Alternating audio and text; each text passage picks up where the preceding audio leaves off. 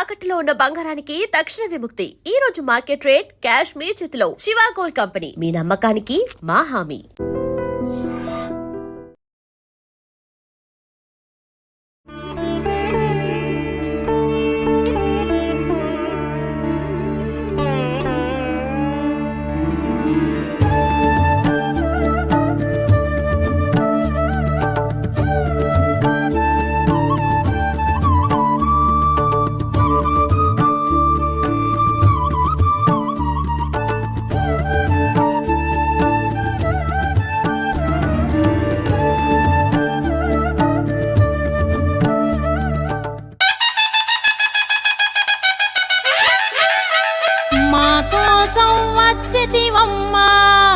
మము సల్లగా చూసిదివమ్మా శివుని ముద్దు బిడ్డ నీ భక్తితో వెలుగుతుంది తెలంగాణ గడ్డ.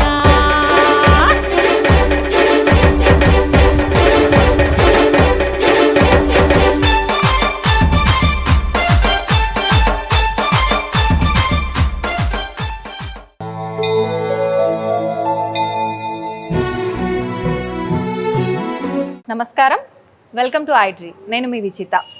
ఆషాఢ మాసం వచ్చింది అనగానే తెలంగాణలో మన భాగ్యనగరంలో ప్రత్యేకించి బోనాల సందడి అనేది నెలకొంటుంది. బోనాల ఉత్సవం అనేది ఒక సంబరంలా అంబరాన్ని అంటే విధంగా మనందరం కూడా జరుపుకుంటూ ఉంటాం.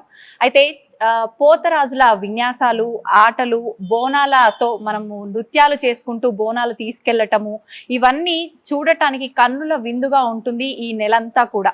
అసలు నిజంగా ప్రతి ఒక్కరు కూడా బోనం ఎలా తయారు చేయాలి, ఏంటి, ఒక్కొక్కరు ఒక్కో రకంగా బోనాన్ని అనేది అమ్మవారికి సమర్పిస్తూ ఉంటారు. అసలు బోనం తయారు చేసే విధానం ఏ రకంగా ఉండాలి? కొంతమంది ఫర్ ఎగ్జాంపుల్ తీసుకుంటే పసుపుతో అన్నాన్ని అమ్మవారికి నివేదన చేస్తూ ఉంటారు, కొంతమంది పరమన్నంగా నివేదన చేస్తూ ఉంటారు. ఎవరికి తోచిన విధంగా వాళ్ళు చేస్తూ ఉంటారా, లేదంటే కొలిచే అమ్మవారి పేరును బట్టి, ప్రాంతాన్ని బట్టి ఇది మారుతూ ఉంటుందా? అసలు ఏ రకంగా ఉండాలి బోనం వండే విధానం అనేది మనం అడిగి తెలుసుకుందాం. ప్రస్తుతం నాతో పాటు ఉన్నారు బోనం రాకేష్ అన్న. ఇప్పుడు వారితో మాట్లాడి ఈ ముచ్చట్లన్నింటినీ మనం క్లియర్ గా తెలుసుకుందాం. నమస్తే అమ్మా. నమస్తే అమ్మ. ఆషాఢ మాసం స్టార్ట్ అయిపోయింది. ఆషాఢ మాసం స్టార్ట్ అయింది అనగానే మనకు భాగ్యనగరం అంతా కలకలలాడిపోతుంది బోనాల ఉత్సవంతో. అమ్మా, అయితే చాలా మందికి బోనం చేసే విధానము తెలీదు. కొత్తగా ఎవరైనా మొక్కుకొని చేయాలనుకున్నా, లేదు అనంటే కొంతమంది పసుపుతో వండుతుంటారు, కొంతమంది తీపిగా పరమన్నం వండుతుంటారు. అసలు నిజంగా అమ్మవారు ఏ రకంగా చేస్తే మెచ్చుతారు, ఏ రకంగా అమ్మవారికి ఎక్కుతుందమ్మా బోనం అనేది? అమ్మ బోనం ఎన్ని రకాలు చేసినా పర్వాలేదు, కానీ భక్తితో చేయాలి, శ్రద్ధతో చేయాలి. అమ్మ పచ్చనం తింటుందా, పరమాన్నం తింటుందా, లేకపోతే బగారన్నం తింటుందా, అవి పక్కకు పెడితే అమ్మకు ఏ నైవేద్యం పెట్టినా అమ్మ స్వీకరిస్తుంది. ఎందుకంటే అయ్యో నా బిడ్డకు ఇదే చాతనయ్యింది, ఇంతల్నే పెట్టగలది. పరమాన్నం అంటే ఇప్పుడు కొందరు బెల్లం, కిలో బెల్లం కావాలి, కిలో లీటర్ పాలు కావాలి. మరి లేనోళ్ళు ఉంటారు, ఆ పూట మందం తినడానికే చాలా ఇబ్బంది. వాళ్ళు వండుకున్న తెల్లన్నంలోకి అమ్మ మా దగ్గర ఇది ఉంది, ఈ తెల్లన్నం స్వీకరించు అనే వాళ్ళు కూడా ఉంటారుగా. మరి అలాంటి వాళ్ళకి పరమాన్నం చేయమంటే ఎక్కడికి వెళ్ళి చేస్తారు? కాబట్టి ఎవరు ఏది చేసినా అమ్మ స్వీకరిస్తుంది. కానీ చేసే విధానం మాత్రం ఒకటి ఉంది కాబట్టి, ఒక పద్ధతి ఉంది కాబట్టి, అది చేసే శక్తి మన దగ్గర లేనప్పుడు ఎలా అయినా చేసుకోవచ్చు. కానీ చేసే శక్తి మన దగ్గర ఉంది అనుకున్నప్పుడు మాత్రం ఖచ్చితంగా పరమాన్నం, పచ్చన్నం, బూరెలు, పూరీలు, ఇలాంటివి పచ్చకూరగాయ కూడా, తోటకూర, కోయిగూర, అది కూడా పోసు పెట్టకుండానే. ఎందుకంటే పోసు అంటే కొంత చిటపట్టలు అవన్నీ ఉంటాయి కాబట్టి అట్లా పోసు గింజలు వేయకుండా, పోసు పెట్టకుండా, పొయ్యి మీద అగ్నికి చూపించకుండా ఆ పచ్చి పులుసు గాని, తోటకూర, కోయిగూర గాని నార్మల్ గా ఏంచి పెట్టడం అన్నమాట. మనం తింటే పోసుకి వేసుకుంటాం మనం. కాబట్టి భగవంతుడు కాబట్టి పోసుకి వేయకుండా చేయాలా. ఖచ్చితంగా ఇన్ని గనం పెడితే కొద్ది బాగుంటది. అందులో ఆకు కూడా మూదుగాకు అని ఉంటది. మూదుగాకు ఇస్తరాకు పూర్వకాలం ఆకులు అందులోనే తినేవాళ్ళం కాబట్టి ఆ మూదుగాకులోనే ఆ బోనం అడుగులు. ఎందుకంటే బోనంలో నైవేద్యం చాలాసేపు ఉంటది, సిల్మొచ్చేస్తుంది. ఈ ఇత్తడి ఇది ఏదైతే ఉంటుందో అందులో ఉన్న రసాయనం వల్లకి వచ్చేసి మనం తినకుండా అయిపోతుంది, అమ్మకు కూడా పెట్టకుండా అవుతుంది. కాబట్టి మోదుగాకులో పెడితే అమ్మకు పెడతాము, అమ్మ తిన్న నైవేద్యాన్ని మనం కూడా స్వీకరిస్తాం, కొద్ది మంచిగా పెట్టినట్టు కూడా ఉంటది. కాబట్టి మోదుగాకులు పూర్వకాలంలో అప్పుడప్పుడే ఆకులు తెచ్చి కుట్టి నైవేద్యాన్ని పెట్టేవాళ్ళు. ఇప్పుడు దొరుకుతున్న ఎండిపోయిన ఆకులు ఉంటాయి కాబట్టి ఆ మోదుగాకు బోనములో వేసి మనం వండిన పదార్థాలను ఎందుకు ఇన్ని పదార్థాలు చేయాలా, ఒక అన్నం పెట్టి ఆకూర పెట్టి బెల్లం వేసి పెరుగు పోసి ఎక్కియొచ్చు కదా అంటే, మన ఇంటికి వచ్చిన బంధువులకి మనం ఒక మేకనో ఒక కోడినో ఏదో అమ్మవారి పేరిట అని చెప్పి బలిదానం ఇస్తే అందులో ఎన్నో రకాల ఐటమ్స్ వాళ్ళు వచ్చిన బంధుమిత్రులకు సమయం తీసి వాళ్ళకు ఉన్న అంటే వచ్చే బంధుమిత్రులకు ఇచ్చే ప్రిఫరెన్స్ ఇక్కడ అమ్మవారికి ఇవ్వకుండా, అమ్మవారి గురించి ఎక్కువ కష్టపడకుండా ఆ రోజు జరుగుతుంది ఎవరి కార్యక్రమం, అమ్మవారిది జరుగుతున్నప్పుడు అమ్మవారికి ఏదో 1-2 ఐటములు పక్కకొండి పెట్టేసి వీళ్ళు ఒక 10-20 ఐటములు మీరు బంధుమిత్రులకు వండుకుంటే రేపు మీకు వచ్చే సమస్య నుంచి ఎవరు కాపాడతారు? ఫస్ట్ జగన్మాత కాపాడుతుంది. ఆపద వచ్చినప్పుడు ఉరికొచ్చేది ఒక గాలి కూడా అమ్మవారే కదా. ప్రకృతి అన్నప్పుడే అమ్మవారు. ప్రకృతే వికృతి అయితే ఈ రోజుల్లో మనం చూసినాం కరోనా మహమ్మారి, కరోనా వచ్చినా బోనాలు చేస్తున్నాం అమ్మా కాపాడు అని. మరి కాపాడు అని బంధుమిత్రులు ఎందుకంటలేం? రారు. తెలుసు కరోనా వచ్చిన ఇంట్లో ఒక పురుగు కూడా, కరోనా వచ్చిన వాళ్ళ ఇంట్లో దాదాపు 2-3 సంవత్సరాలు వెనక తిరిగి చూసిన వాళ్ళు లేరు. కానీ కరోనా మహమ్మారి వచ్చి అంటే బంధుమిత్రులు చూసినా చూడకుండా అమ్మ మాత్రం చూసింది కాబట్టి ఏదో అందరిని కాపాడుతూ ఇలా చల్లంగా ఉంచింది. ఈ రోజు అందరం కూడా చాలా చల్లంగా ఉన్నాం. అది ఎవరో మరి మూఢ విశ్వాసం అని కొట్టిపడేసిన వాళ్ళని తీసుకుపోయిందో నాకు తెలియదు, కానీ నమ్మిన ప్రతి ఒక్క వ్యక్తి, నమ్మిన ప్రతి ఒక్క భక్తురాలు చల్లంగా ఉందనేది నా భావన. ఎందుకంటే చాలా వరకు చూస్తూ వచ్చినా కూడా నేను చాలా మంది చల్లగా ఉన్నారు, బోనాలు ఎవరి ఇయర్ గణగణంగా చేసే వాళ్ళందరూ కూడా బాగున్నారు. కానీ ఫస్ట్ ప్రిఫరెన్స్ నేను అనేది అమ్మవారికి ఇవ్వాలా. మీరు చేసుకునే బంధుమిత్రులకు 10-20 ఐటమ్లు ఏమన్నా చేసుకోండి, వాళ్ళు కూడా కావాలా మనకి. ఆపద వచ్చినప్పుడు సాపద వచ్చినప్పుడు మనం చచ్చిపోయినప్పుడు ఏదైనా మంచి చెడ్డకి వాళ్ళు కూడా మనకు ఆసరైతారు కారణం చెప్పను. కానీ మొదటి ప్రిఫరెన్స్ మాత్రం అమ్మకే ఇయ్యాలా, అమ్మలగన్న అమ్మకి ఇయ్యాలని. అమ్మ గుడి వాళ్ళ మనమ్మల గుడి వాళ్ళు రేపు రెస్పెక్ట్ ఇవ్వకుండా చాలా మంది ఉన్నారు కాబట్టి అమ్మకి ఇయ్యాలా, అమ్మలగన్న అమ్మకు కూడా ఫస్ట్ ప్రిఫరెన్స్ ఇవ్వాలనేది నా వాదన. నేను అందరికీ కూడా రిక్వెస్ట్ చేస్తున్నా, అమ్మను మంచి ప్రేమించండి, ఆ అమ్మలగన్న అమ్మను కూడా ప్రేమించండి. బోనంలో మాత్రం పెట్టాల్సిన పరిమాణాలు పరమాన్నము, పచ్చన్నము, పచ్చి పులుసు, తర్వాత ఈ తోటకూర, కోయిగూర, పూరీలు ఆ బూరెలు అవన్నీ కూడా పెడితే ఏంటంటే నిండుగా ఉంటది. ఇంకా చాలా మంది ఏంటంటే తూతూ మంత్రాణం లాగా తెల్లన్నం వేసినామా, ఇంత పెరుగు బెల్లం వేసినామా అయిపోయింది, తర్వాత ఆడ బోనం పెట్టినామా వచ్చినామా మనం తాగుతున్నామా అన్నలాగా నడుస్తుంది. అది నడవద్దు. అమ్మవారి తర్వాత ఇప్పుడు చూడండి డ్రింకులో బాయ్స్ కానీ ఎవరైనా మగవాళ్ళు డ్రింకులో కూర్చుంటే 2-3 గంటలు వెళ్ళిపోతుంది అందులో. ఆ డ్రింకులోని ఏందిరా ఆ ముచ్చట ఈ ముచ్చట అన్ని కూడా అందులో ముచ్చట్లలోనే ఒక 2-3 గంటలు. ఎవరైనా వదిలే మాడదాంట్లో యారాన్లు కలిస్తే అందులో 2-3 గంటల టైం వెళ్ళిపోతుంది. అంటే ఇక్కడ మీరు బంధుమిత్రులకు 2-3 గంటల సమయం ఇస్తున్నారు, కానీ ఈ బోనం తీసుకపోయి రింగ అని చెప్పి ఒక 5 సుట్లు తిరిగినామా దబుక్కుమని ఆడరు. 5 సుట్లు కాదు 3 సుట్లు, ఇంకా రాను 2 సుట్లు 1 సుట్టు అవుతుందని అనుకుంటున్నాను. పంచభూతాల సాక్షి ఏది చేసినా పంచభూతాల సాక్షి, పంచభూతాలను ఐక్యం చేసుకొని అక్కడ అమ్మవారు విగ్రహం అన్నప్పుడు సాక్షాత్తు జగన్మాత ఆ రూపంలోనే అమ్మ కూర్చుని ఉంది కాబట్టి ఆమె చుట్టూ పంచభూతాలను ఐక్యం చేసుకొని తిరగాల. ఏదో 2 తిరిగినామా 3 తిరిగినామా, 1 తిరిగితే చుట్టు కాదా, 3 తిరుగుతేనే చుట్ట, 5 తిరుగుతేనే చుట్ట అంటే మరి నువ్వు కూడా కడపండా తింటేనే తిండా, ఇంత తినేస్తే ఓ మామ అనుకుంటే అయిపోతుంది కదా. కాబట్టి అట్లా కాకుండా ఖచ్చితంగా పంచభూతాలను కలుపుకొని 5 ప్రదక్షిణలు చేసి అమ్మవారికి ఈ ఊరు మంచిగా ఉండాలా, వాడ మంచిగా ఉండాలా, పల్లె మంచిగా ఉండాలా, నా కుటుంబం బాగుండాలా, మా పిల్ల జల్ల బాగుండాలని కోరుకోవాలి. ముందు అక్కడికి వెళ్ళి మొక్కుట రావాలి. ముందే నాదంతా బాగుండని, మా ఇల్లు బాగుండని, మా పిల్ల జల్ల బాగుండని, మా పిల్లలకు మంచి చదువు రాని. మనకన్నా అమ్మకి మనం ఏం చేయాలో అమ్మకి చెప్పనవసరం లేదు. ఒక ఆడకూతురు ఉంటే పెరిగి పెద్ద మనిషి అవుతుంటే ఆమెకు పండుగ పబ్బం చేస్తుంది. పెద్ద మనిషి అయినప్పుడు తర్వాత పెరిగి ఇంకా పెద్దగా అయినాక ఒక ముత్తైదం చేయడానికి పెళ్లి చేస్తుంది. చెప్పనవసరం అమ్మ నువ్వు నాకు పెళ్లి చేయమ్మా, అమ్మ నాకు దావత్ చేయమని చెప్పరు ఎవరు కూడా. అమ్మ తల్లిదండ్రికి తెలుసు, కన్న తల్లిదండ్రికి తెలుసు. అక్కడ కూర్చున్న జగన్మాత గర్భాలయంలో కూర్చున్న అమ్మవారికి ఖచ్చితంగా ఎవరికి ఏం కావాలా, ఎప్పుడు ఎవరికి ఏమి ఇవ్వాలనో ఆ తల్లికి తెలుసు. కాబట్టి ఆ ముందు పోయి మనం ఏందో మొక్కనవసరం, ఎప్పుడు కూడా మొక్కను. సర్వే జనా సుఖినో భవంతు, అందరూ కూడా జీవరాశులు, పక్షులు, నరమానవులు అందరూ బాగుండాలమ్మా, అందట్లో మేం బాగుంటే చాలమ్మా అని కోరుకుంటాం. కాబట్టి అదే అందరూ కూడా మొక్కుకోవాలి తప్ప మన ఇంటి పర్సనల్ గురించి మనం మొక్కొద్దు. ఎప్పుడైతే నువ్వు ఎదుట వ్యక్తుల గురించి మొక్కుతావో అప్పుడే అమ్మ నిన్ను మెచ్చుకుంటది. అరే వీళ్ళు నలుగురు గురించి బతుకుతున్నారు, నలుగురు గురించి వేడుకుంటున్నారు, నలుగురు బాగుండాలని కోరుకుంటున్నారు, కాబట్టి ఖచ్చితంగా వీళ్ళు కూడా బాగుండాలి అనే తత్వం ఆ తల్లి నోట వస్తది ఆ పదం. అమ్మ అసలు మనం అమ్మవారికి ఏం సమర్పించాలి, ఏంటి, ఏం నివేదన చేయాలి మీరు చక్కగా తెలియజేశారు. అసలు వండే విధానం ఏ రకంగా ఉండాలమ్మా? చాలా వరకు చెప్తుంటారు మనం అమ్మవారికి వండేటప్పుడు ఆ వాసన కూడా పీల్చడానికి పనికి రాదు, మళ్ళీ నైవేద్యంగా పెట్టడానికి అని చెప్పి. ఎలా అమ్మా? అంటే వాసన అంటే ఎట్లయినా గుమ్మగుమ్మ వాసన వచ్చినప్పుడు పొయ్యి మీద ఏది ఉడికినా అది బయటికి వాసన వస్తుంది. కొంతమంది ముక్కుకు బట్ట కట్టుకొని వండేవాళ్ళు.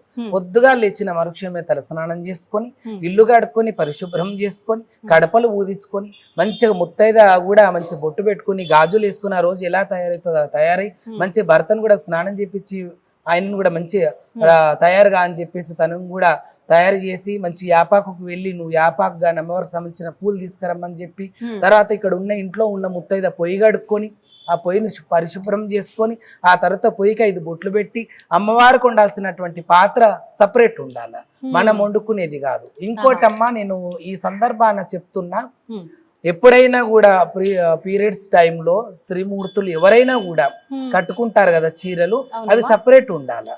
ఎందుకంటే ఇప్పుడు డేట్ వచ్చినప్పుడే ఏదైనా ఫంక్షన్ వస్తుంది, పెళ్లి కానీ ఏదైనా దావత్ బర్త్డే కానీ అప్పుడు కూడా కట్టుకునే సారి బోనాలలో అప్పుడు కానీ సత్యనారాయణ స్వామి వ్రతములో కానీ లేకపోతే ఏదైనా టెంపుల్కి వెళ్తున్నప్పుడు కట్టుకుంటాం మనం యాక్చువల్ గా. కాబట్టి అట్లా కాకుండా ఈ పీరియడ్స్ టైంలో ఉన్న చీరలు అలాగ ఉండాలా. అవి ఫంక్షన్కి వెళ్ళేటివి కానీ ఒక 5 చీరలు, నార్మల్ ఇంట్లో ఉన్నప్పుడు కట్టుకోవాల్సినవి కానీ. ఎందుకంటే అలాంటి టైంలో ఈ బోనం ఎత్తుకోవడానికి కూడా వీలు ఉండదు. మంచి పరిశుభ్రంగా ఉండాలి అంటే ఆ బట్టలు కూడా పరిశుభ్రమై ఉండాలి. ఎప్పుడో పీరియడ్ వచ్చినప్పుడు కట్టినాం కాదు, ఇప్పుడు ఏమవుతుంది అంటే ఆ రోజు కట్టింది కూడా ఆ వస్త్రం దాని కిందకి వస్తుంది. కాబట్టి పరిశుభ్రంగా ఆ డేట్ వచ్చినప్పుడు సపరేట్ కట్టుకున్న వస్త్రాలు సపరేట్ పెట్టుకోవాలా. తర్వాత స్త్రీమూర్తి ఎవరైతే ఇంట్లో ఉన్నారో భర్తను యాపాకు కానీ మిగతా పండ్లు పాలాలకు పూలకి అవన్నిటికి పంపించిన తర్వాత ఇంట్లో ఉన్న ముత్తైద తర్వాత పొయ్యి కడుక్కొని పొయ్యికి 5 బొట్లు పెట్టి ఆ పాత్ర ఏదైతే అమ్మవారికి సంబంధించిన పాత్ర ఉందో ఆ పాత్ర కడిగి దానికి కంకణం కట్టాలి. పసుపు కొమ్ము కాదు, తమలపాకు కంకణమే. 5 బొట్లు కూడా పెట్టాలా. పెట్టిన తర్వాత ఏదైతే గరిట ఉంటుందో ఆ గరిటకు కూడా ఒక కంకణం కట్టాలా. మంచిగా పరిశుభ్రంగా బియ్యం కడగల, బియ్యాన్ని నీళ్లు ఒలకపోయొద్దు అన్నమాట, అందులోనే అద్దెస్తర్ లాగానే పెట్టాలి. ఎప్పుడు కూడా అమ్మవారికి వండే వాటిని మనం కడగరాదు, అమ్మవారు అలాగే స్వీకరిస్తుంది. తర్వాత ఏంటంటే ముఖ్యంగా పచ్చ బియ్యం కూడా చాలా మంది అమ్మవార్లకు పోసే బియ్యాలు కూడా కడిగి పెట్టుకుంటారు. అట్లా కడగకుండా దానికి అద్దెస్తరు పోసే అలానే వండుకొని ప్రిపేర్ చేసుకోవాలా.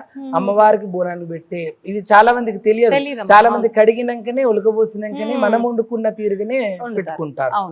అలా కాకుండా అమ్మవారికి ఏదైతే బోనం కన్నం వండుతామో అవి నీళ్ళు ఒలకపోయకుండా అద్దెస్తారు, అంతవరకే పెట్టుకొని పెట్టుకొని అమ్మవార్లు ఏంటంటే బలిదాన కార్యక్రమాలు ఎక్కి అమ్మవార్లందరికీ పచ్చన్నం ఎక్కువ. ఎందుకంటే మళ్ళీ ఇక్కడ ఆటను కానీ మిగతా బలిదానం చేసి అవన్నీ కూడా ఈ అన్నములో బలిదానం అన్నములో ఏదైతే అమ్మవారు రతిగా మనం పోస్తామో ఆ రతిగా పోసిన అన్నంలో ఇవన్నీ కూడా ఏదైతే కసరు అవి అంటారు కదా, అవి చల్లి ఊరు పచ్చగుండాల, వాడ పచ్చగుండాల, పల్లె పచ్చగుండాలని చల్లుతారు కదా. అందుకే పచ్చన్నం మెయిన్. ఏ దేవుళ్ళకైతే ఎక్కువగా కౌసులు కానీ ఏవి నీసుమాంసాలు కానీ ఈ బలిదాన కార్యక్రమాలు లాంటివి లేకుండా ఉన్నాయో వాళ్ళందరూ ఖచ్చితంగా ఎగ్జాక్ట్ అమ్మ పరమాన్నమే. మాంసాహారం నివేదన లేని దేవతలకి గుమ్మడికాయ పూజ పరమాన్నం, ఆవు పాలు బెల్లం వేసిన పరమాన్నం. కానీ ఇక్కడ అమ్మవారు ఎప్పుడు కూడా బలిదానం అనేది కోరలేదు కాబట్టి అది మానవ వాళ్ళు చేసుకున్నది. అది ఎందుకని వచ్చిందమ్మా ఈ ఆచారం? మరి మనకు ముందు నుంచి లేనప్పుడు ఎప్పుడైతే భూమాత ఈ అందరూ పెరిగిపోతున్నారమ్మా, నా గుండె మీద ఎక్కువగా బరిగైపోతుందని శ్రీ మహావిష్ణు వైకుంఠపాలి శ్రీ మహావిష్ణువు దగ్గరికి వెళ్ళి ఆ భూమి మీద నీవు జననం పెట్టినవు కానీ మరణం పెట్టలేదు, దాని నుంచి నాకు ఇబ్బంది అవుతుంది, నాకు కూడా బరిగే కదా అని చెప్పి అమ్మ వేడుకోవడం వల్ల ఒకరి నుంచి ఒకరినొకరినొకరును మళ్ళీ అలా చంపుకోండి అని పెట్టారా లేకపోతే ఎలా? మీరు ఒకరినొకరిని భగవంతుడు మనం తీసుకపోతున్నాడు. జీవరాశులు ఒకటి నుంచి ఒకటి దానికి వైరం పెట్టేసి ఆహారంగా తీసుకుంటుండ్రు. ఇప్పుడు వృక్ష జాతులను లేకపోతే పండ్లు పాలను లేకపోతే ఆకుకూరగాయలను మిగతా వాళ్ళన్నింటినీ కూడా మనం జీవరాశులనే కాకుండా మిగతా వాటిని మనం తీసుకుంటున్నాం. కొన్ని గడ్డి ఆకులములు కూడా కొన్ని జీవరాశులు తీసుకుంటున్నాయి. అలా ఒకటి దానికి వైరం పెట్టేసి ఎలకను చూస్తే పిల్లి కోపం, పిల్లిని చూస్తే కుక్క పో. ఇప్పుడు మనుషులకు మనుషులే వైరం పెట్టేసి ఒక మనిషికి ఒక మనిషి పడరాకుండా ఒక అన్నదమ్ముళ్ళు కొట్లాడుకుని చచ్చినట్టు, ఒక యారన్లు కొట్లాడుకుని చచ్చినట్టు, ఒక అమ్మ తల్లిదండ్రిని కూడా ఆస్తి గురించి కొట్లాడి చచ్చే కాడికి మనం వచ్చేసినాం, మానవులు వచ్చేసి. ఏమున్నా పైసకు సొమ్ముకు ఉన్న ఈ బట్టకు బాండవకు ఉన్న విలువ మనుషులకు లేకుండా అయిపోయింది. అలా మరి ఆ తల్లి ఎలా పెట్టిందో తెలియదు కానీ పూర్వం నుంచే ఇది వామాచారం కింద పూర్వము నుంచే వస్తుంది. అంతెందుకు మహిషాసురుడు అంటే దున్నపోతు కిందనే ఉన్నాడు కదా, ఆయన అవతారం ఏంది మహిషాసురుడు అంటే దున్నపోతు. మరి వినాయకుడు ఏంది అంటే చిట్టెల కన్నం, ఎల్లమ్మ ఏ రూపంలో దర్శనమిస్తుందంటే పామన్నం, మరి మల్లన్న దేవుడు ఏ రూపంలో దర్శనమిస్తుందంటే కుక్క అన్నం, కాలభైరవుడు. మరి ఇలా అన్నప్పుడు మహిషాసురుడు దున్నపోత అవతారం కాబట్టి మహిషాసుర వర్ధిని అయింది అమ్మవారు, సంహారం చేసింది మహిషాసురుడు. కాబట్టి ఏదో ఒకలాగా పూర్వం నుంచి, ఎందుకంటే పూర్వం మనం గతం చెప్పలేం, ఎందుకంటే పూర్వం నుంచి ఇది మనం ఏ 500 సంవత్సరాలు 600 సంవత్సరాలది మనం చెప్పలేము.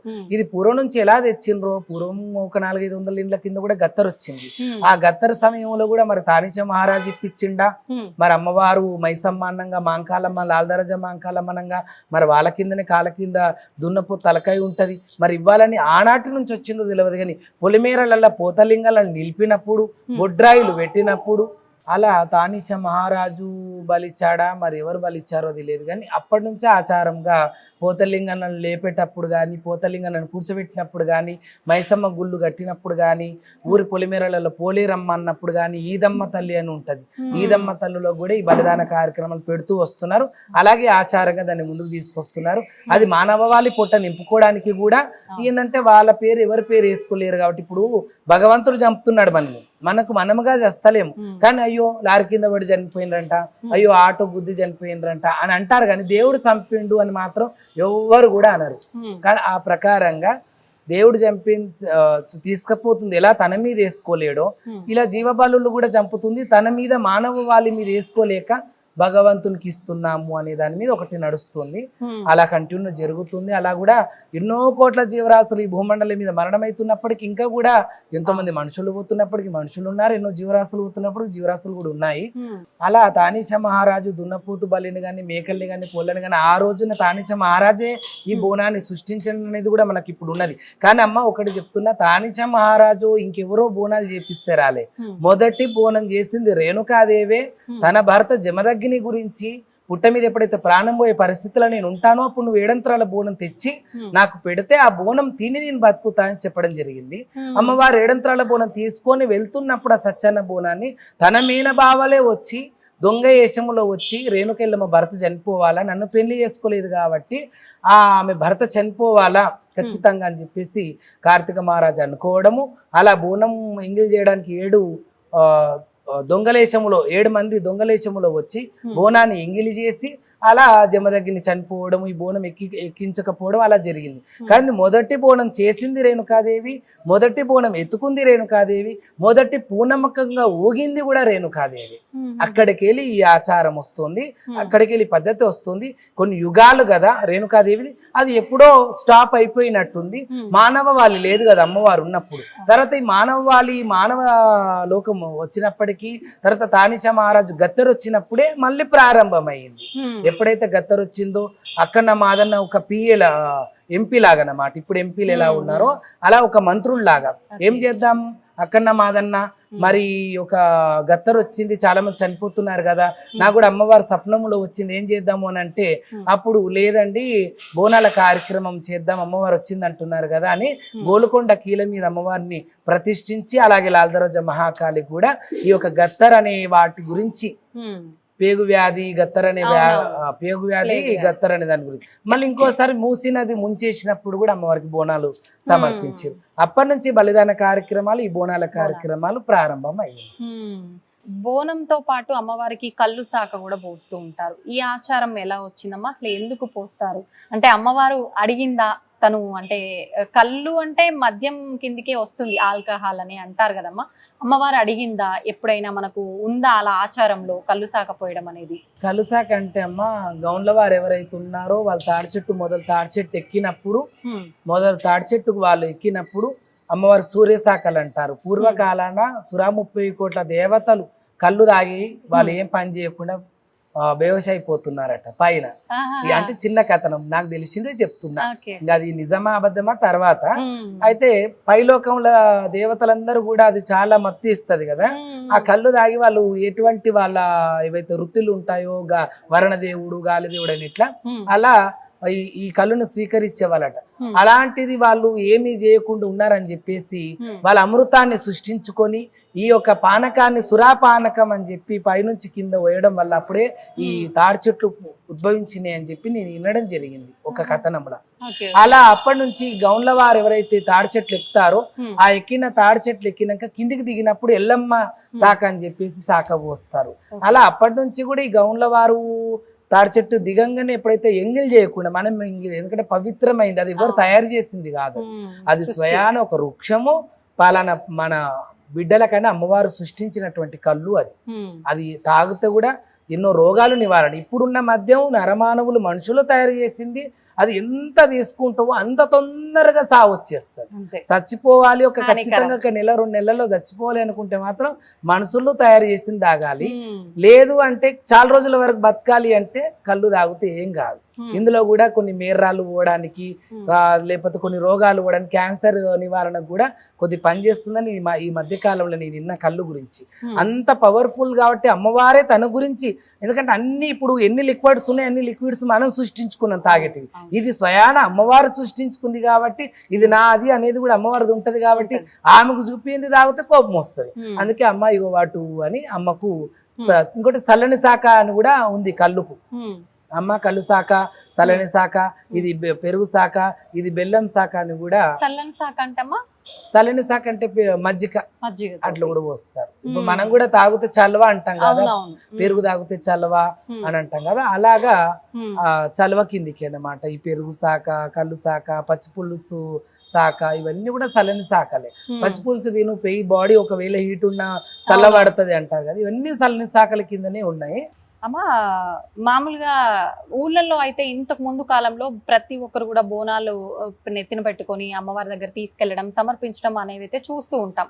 అవన్నీ అంటే తెలిసో తెలియకో అసలు ఏంటి, ఎందుకు బోనాన్ని సమర్పించాలి ఇవన్నీ తెలియకపోయినా ఒక సాంప్రదాయంగా అందరం తీసుకెళ్లే వాళ్ళం. అయితే ఇప్పుడు శివశక్తులైనా సరే, జోగినీలైనా సరే, అందరూ కూడా ఇప్పుడు ప్రత్యేకించి బోనాల పండుగ అనగానే వీళ్ళకి ఎక్కువగా ఇంపార్టెన్స్ ఉంటుంది. వీళ్ళు ఎక్కువగా బోనాలు సమర్పిస్తూ ఉంటారు, నాట్యం చేస్తూ ఉంటారు. వీళ్ళు ఇంత నాట్యం చేస్తూ వీళ్ళు ఇంత అలంకరించుకొని అమ్మవారి ముందే ఒక అమ్మవారిలా రెడీ అయిపోయి బోనాన్ని సమర్పిస్తూ ఉంటారు. నిజంగా సామాన్య మానవులు సమర్పించిన, వాళ్ళు సమర్పించిన అమ్మవారు ఒకే రకంగా స్వీకరిస్తారమ్మా? మంచి క్వశ్చన్ అడిగారమ్మా. ఇంతకుముందుకు నన్ను ఇదే క్వశ్చన్ వేరే వాళ్ళు అడగడం జరిగింది. అమ్మ ఏ బిడ్డలకైనా ఒక అమ్మకి వంకర తింకరగా కొడుకు పిల్లలు పుడుతుంటారు, అందమైన పిల్లలు పుడుతుంటారు, కానీ అందరికి సమానత్వమైన ప్రేమనే అమ్మ వంచుతుంది. కాబట్టి మీరు పెట్టినా ఇంత అలంకరణలో మేము పెట్టినా ఒకటే, కానీ ఏంటంటే డిఫరెంట్. ఇక్కడ మీరు ఆడరు, నాట్యం చేయరు. బోనం అంటేనే అమ్మవారు కాబట్టి ఆమె కూడా ఆడుతూ మా తల మీద ఆమె కూడా ఆడుతూ మమ్మల్ని ఆడిపిస్తూ తీసుకెళ్తుంది కదా. కొద్దిగా భగవంతునికి అందరు కనెక్ట్ గారు. ఇప్పుడు కొంతమంది శివునికి ఎవరు ఎక్కువ కనెక్ట్ అయి ఉన్నారు అంటే అఘోరలు, నాగ సాధువులు, ఇలాంటి వాళ్ళు, తపస్వీలు ఎక్కువ ధ్యాన ముద్రలో ఉండే వాళ్ళు భగవంతునికి ఎక్కువ కనెక్ట్ అయి ఉన్నట్టు మేము కొద్దిగా దగ్గరలో అంతే అన్నమాట. మీకు మాకు తేడా, మేము ఒక 10 అడుగుల ముందు ఉంటాం, మీ 10 అడుగుల వెనక. కానీ వెనక ఉన్న వాళ్ళు ముందున్న వాళ్ళు అందరూ సమానమే, అందరూ ఆ అమ్మ బిడ్డలే. మీరు పెట్టినా మేము పెట్టినా సమానంగా స్వీకరిస్తారు. అమ్మ బోనాలు అనగానే మనకు పోతురాజులు కూడా ఒక ముఖ్య పాత్ర వహిస్తూ ఉంటారు. ఖచ్చితంగా బోనాలు అనగానే పోతురాజులు ఉండాల్సిందేనమ్మా? ఏంటి సంబంధం బోనాలకి సంబంధం? ఎట్లా అంటే ఇప్పుడు మరి మీకు రాఖీల పండుగ ఖచ్చితంగా అన్నదమ్ములు కావాల్సిందేనా? కావాల్సిందేనా? మరి అలాగే అమ్మకు కూడా రక్ష కావాలిగా. ఇప్పుడు మేము బోనం ఎత్తుకుని ఆడుతుంటే ఒక 1000 మంది ఉన్నప్పుడు జర తొక్కిసలాట దుబ్బడం అవుతుంటది. మా అన్నదమ్ములు కొంతమంది ఉంటారు, మన స్వామిని కాపాడదాం, మన అమ్మని కాపాడదాం, అమ్మని ఎత్తి మీద ఉన్న బోనాన్ని కాపాడదామని. ఎలా వాళ్ళు మమ్మల్ని సంరక్షించి మమ్మల్ని రక్షిస్తున్నారో అలాగే అమ్మవారి గుడి కొంతమంది గన్ మ్యాన్లని, బాన్సర్లను పెట్టుకుంటుంటారు బోనాన్ని భద్రత గురించి. అలా అమ్మవారు 7 అక్కజెల్లలకు తోడబుట్టిన ముద్దుల తమ్ముడు కదా, మా తమ్ముడు మా ముందు ఆడాలి పాడాలి అనేది వాళ్ళకు కూడా ఉంటది. కాబట్టి వాళ్ళందరి సరిత తమ్ముడిని ఆడించుకుంటుంటారు. అలా మళ్ళీ వాళ్ళ సరౌండింగ్ తిరుగుతూ భద్రత చేస్తూ ఉంటాడు. అక్కలకి రక్షక భట్టుడు అన్నమాట. కాబట్టి వాళ్ళ చాలా పెద్ద బంధం. నల్లపోచమ్మది, పోతరాజుది, ఎల్లమ్మది చాలా అనుబంధం. అలాగే మనందరూ కూడా అక్క తమ్ముళ్ళ అనుబంధం మహా గొప్పది. అమ్మ శివసత్తులు, జోగినీలు ఇలా రకరకాలుగా చెప్పుకుంటూ ఉంటాము. అసలు వాళ్ళకు వీళ్ళకు మధ్య వ్యత్యాసం ఏంటమ్మా? శివశక్తి అంటే శంకరునిలో ఒక భాగం అని అర్థం. జోగిని అంటే రేణుక ఎల్లమ్మ కొన్ని కష్టాలు పడినప్పుడు జోగురాలు అయ్యింది. అయితే శివశక్తి అనే వాళ్ళు మ్యారేజ్ చేసుకుంటారు. ఇప్పుడు జోగిని వ్యవస్థకు వచ్చిన వారు జమదగ్ని స్వామిని లగ్గమాడతారు. సాక్షాత్తు రేణుక ఎల్లమ్మ కిందనే ఉంటారు వాళ్ళు. సంసారము గాని ఏమి లేకుండా అన్ని త్యాగం చేసి అమ్మవారి పేరుట ఉండి స్వామి అమ్మవారు భర్త ఎవరైనా ఉన్నారో జమదగ్ని వారిని కళ్యాణం చేసుకుని జీవితం అంతా అలాగే భక్తి పరవశంలోనే ఉండిపోతారు. శివశక్తి అనడం శివుడు అర్ధభాగం ఎలా తీసుకున్నాడో పార్వతీదేవిని అర్ధనారీశ్వరుడు, అలాగే మేము కూడా మా జీవితంలోకి ఒక అర్ధభాగం అంటే మేము భార్యను తెచ్చుకొని అదే మ్యారేజ్ చేసుకొని అలాగే సంసారము సాగరము పిల్లలు జల్లలు కష్టము సుఖం అన్ని ఉంటాయి.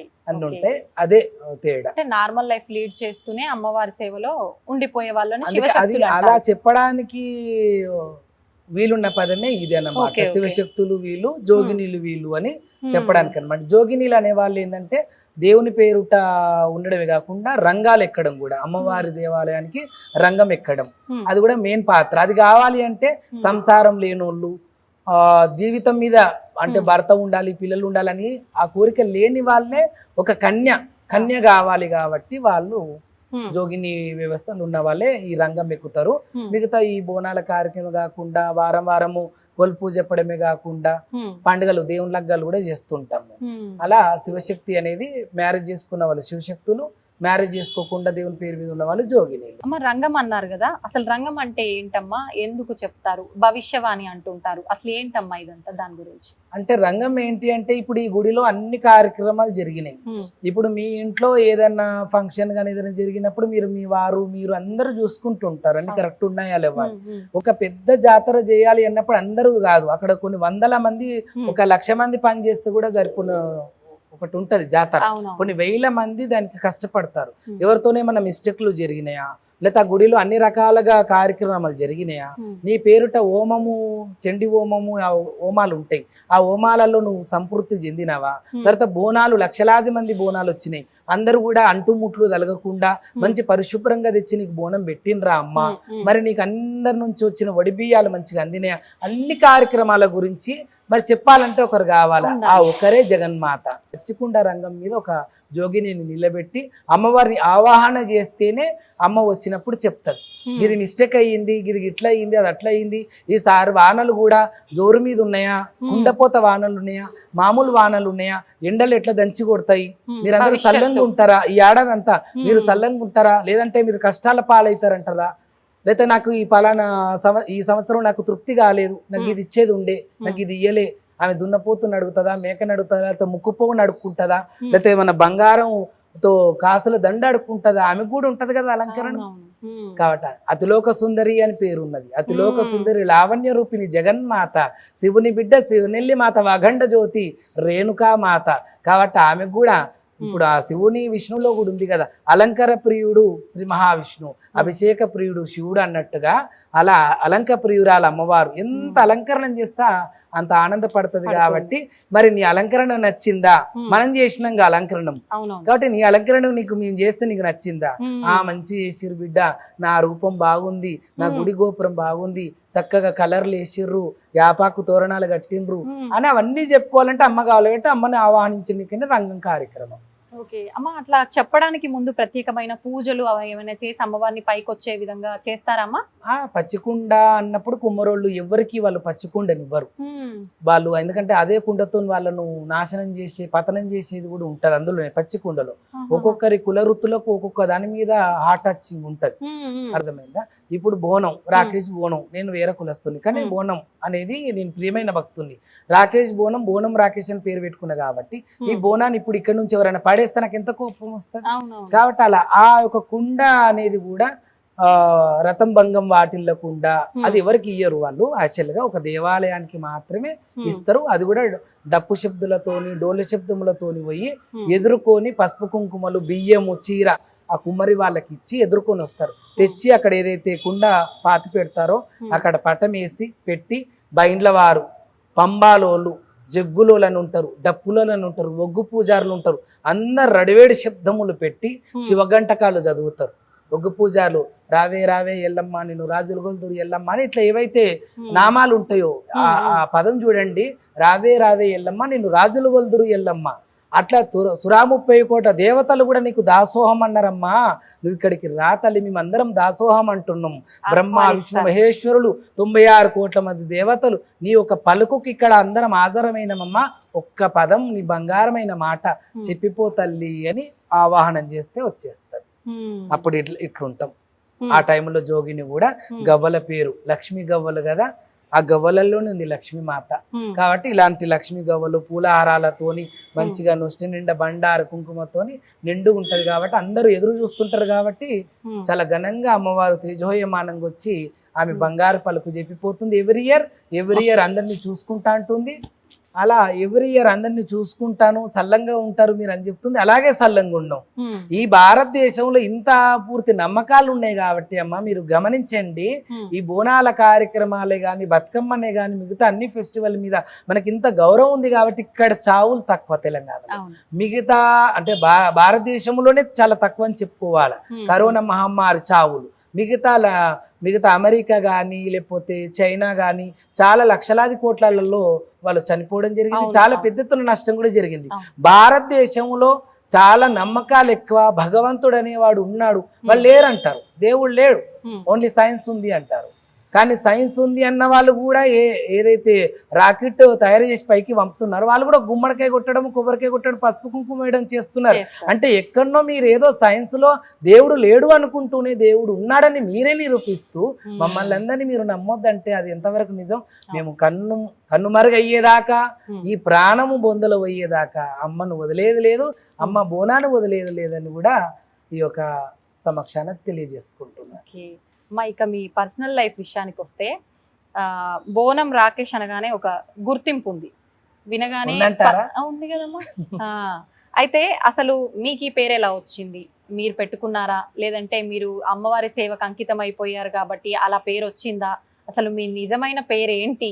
ఒకవేళ ఏదన్నా పేరు పెట్టుకోవాలన్నా ఎల్లమ్మ తల్లి వస్తుంది కాబట్టి ఓ ఎల్లమ్మ అని పిలవచ్చు నన్ను కూడా, లేకపోతే ఇంకా ఏదన్నా ఇంటి పేరుతో పిలవచ్చు. కానీ బోనం అనేది పిలవాలని ఎవరికి అనిపిస్తుంది అట్లా? అయితే ఒక అర్జెన్స్ వాళ్ళ ఇంట్లో నేను పండుగ చేస్తుంటే వాళ్ళు పక్కింట్లో వాళ్ళకి నా బరుగు బాధ్యతలని పక్కింటి వాళ్ళకు అప్పచెప్పిండ్రు. ఆ స్వామికి నీళ్ళు ఇవ్వండి, ఛాయ్ అడగని ఛాయ్ ఇవ్వండి, మేము జర తక్కువ జాతోళ్ళం కదా, స్వామివారు మళ్ళా పెద్ద కులస్తుడు, ఏమన్నా మళ్ళీ కోపమయ్యగాల అంటే నేను అట్లాంటి ఫీలింగ్ ఉన్నప్పుడు మా ఇంటికి మీరు వచ్చినప్పుడే ఏ కులం అని కూడా అడుక్కున్నాకనే నేను పండుగ తీసుకునేవాడిని కదా, ఒప్పుకునేవాడిని కదా. నాకు అలాంటి ఫీలింగ్ లేదు కాబట్టి నేను వచ్చినాను. మీకు అంత పూర్తి మీకు అనిపిస్తలేదా? మీరు చీర కాలాల సందులు అనుకొని దూరం నడవడము, నాకు టచ్ కాకుండా మీరు దూరం ఉంటే నాకు బాధ అనిపిస్తుంది. మీకు ఆ ఫీలింగ్ ఉంటే మరి నేను ఇప్పుడు వెళ్ళిపోతా, మీ కులస్తులను పిలిపించి పండుగ చేసుకోండి అన్న. మీరు నా ఎదురుగా ఉంటారు, మీ ముక్కులో గాడుపు నా ముక్కులోకి వెళ్తుంది, నా ముక్కులో గాడుపు మీ ముక్కులోకి వెళ్తుంది. పంచభూతాలన్నింటినీ ఆస్వాదిస్తున్నాం, అందరమే ఆస్వాదిస్తున్నాం. నాకు సపరేట్ సూర్యుడిని తెచ్చి, నాకు సపరేట్ చంద్రుని తెచ్చి, నాకు సపరేట్ వాయుదేవుని తెచ్చి నీ తరం అవుతుందా? కాదు కదా. మరి ప్రకృతిని అందరినీ మనం అందరం ఒక సమానంగా ఆస్వాదిస్తున్నప్పుడు ఈ పదం నువ్వు ఎట్లా అనగలుగుతున్నావు? నాకు లేనిది నువ్వు ఎందుకు నా మనసు బాధ పెడతారు? మీరు అన్ని పెద్ద కులస్తులకి ఇచ్చిరు పోస్టులు ఏవి, నాకు నీళ్ళు ఇచ్చేది, చాయ్ ఇచ్చేది, స్నానానికి గాని, తినడం గాని, పండుకోవడం కూడా మళ్ళీ వాళ్ళ ఇంట్లోనేనట. నాకు నచ్చక అమ్మవారి ఆన ఈ క్షణం నుంచి మీరు కులం తలం తీయొద్దు, నేను రాకేష్ గౌడ్ కాదు, రాకేష్ బోనం.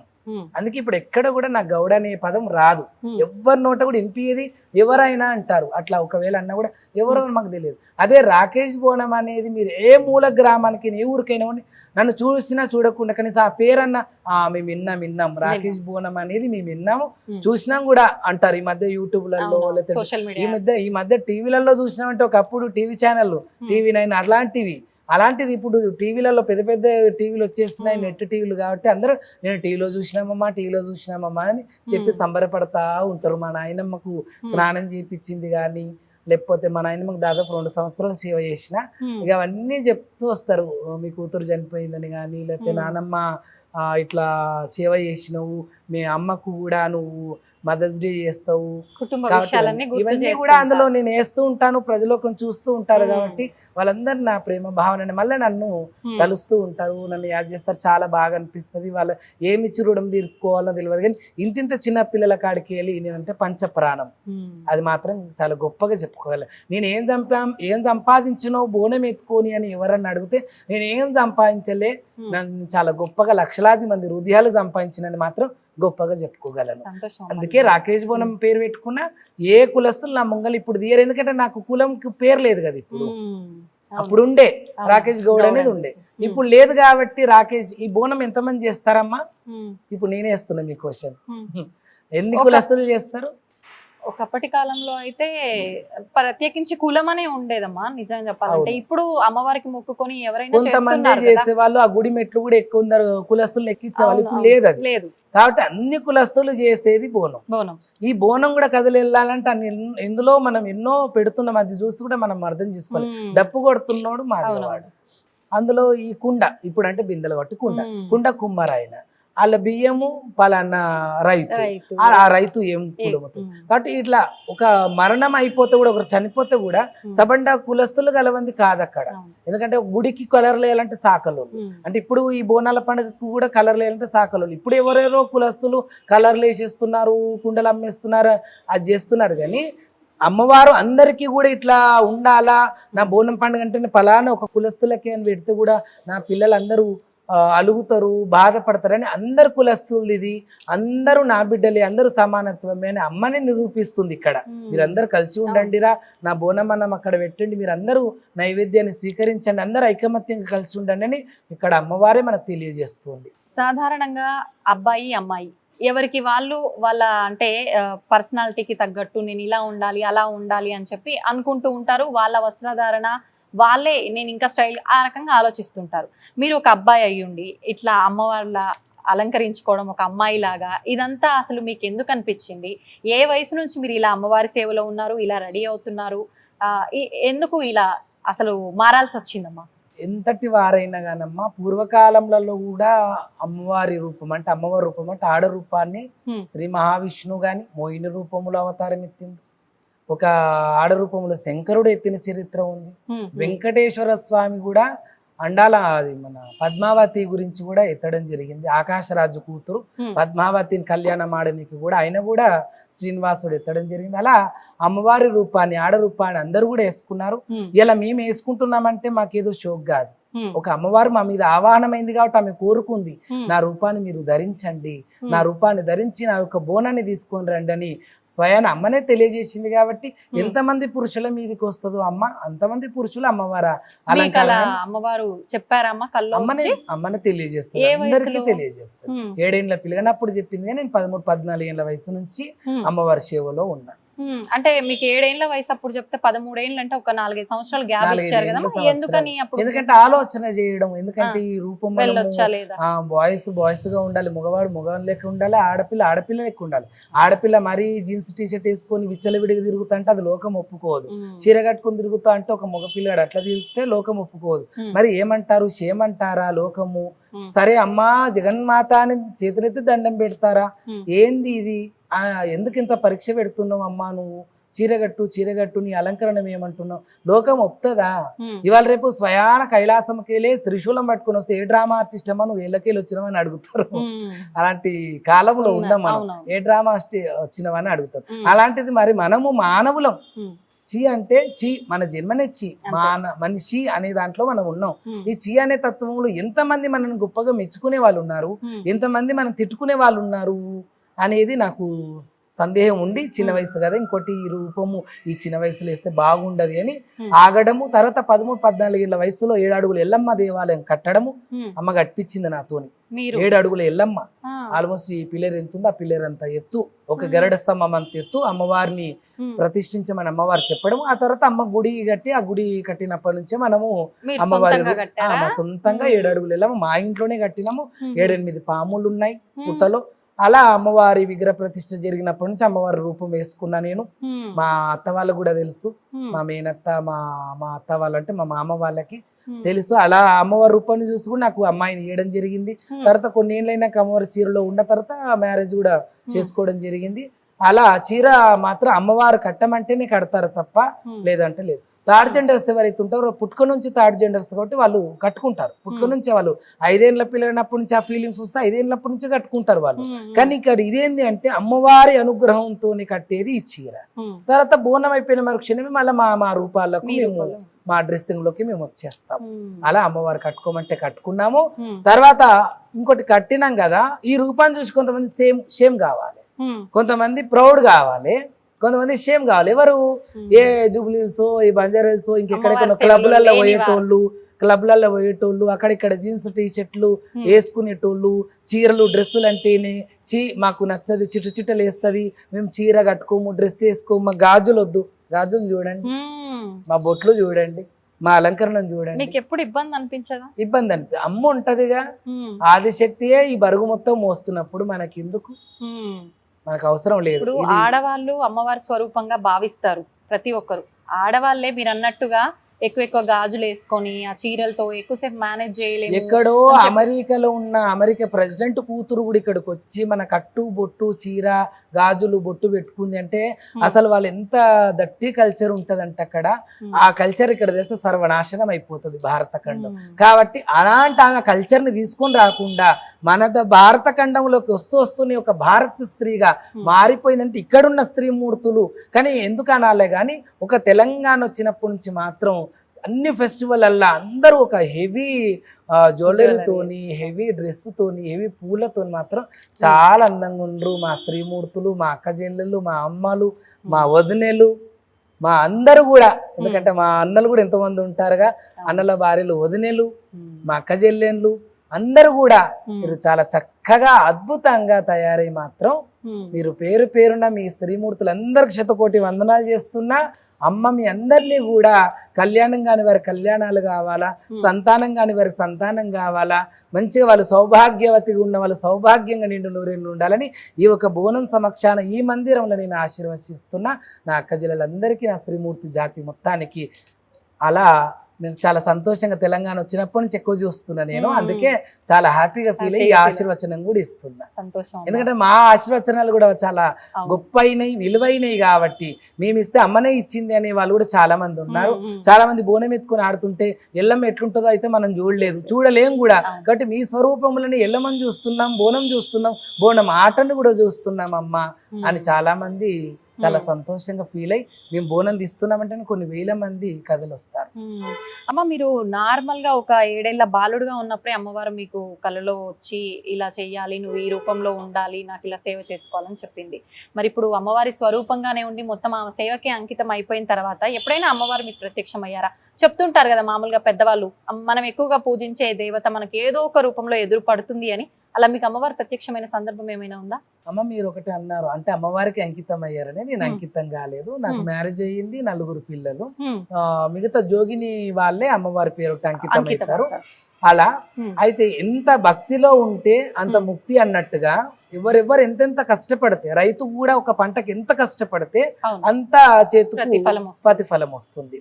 ఎవరికైనా అంతే, ఎంత కష్టపడతారు వాళ్ళ వృత్తిలో గాని వాళ్ళ పనిలో గాని. ఇప్పుడు నేను బోనంలో కూడా ఎంతో కష్టపడ్డ ఒక వ్యక్తిగా ఉన్నా కాబట్టి వాళ్ళ ఒక రేంజ్ లో అమ్మవారు నన్ను ఉంచిందనే అనుకుంటున్నా.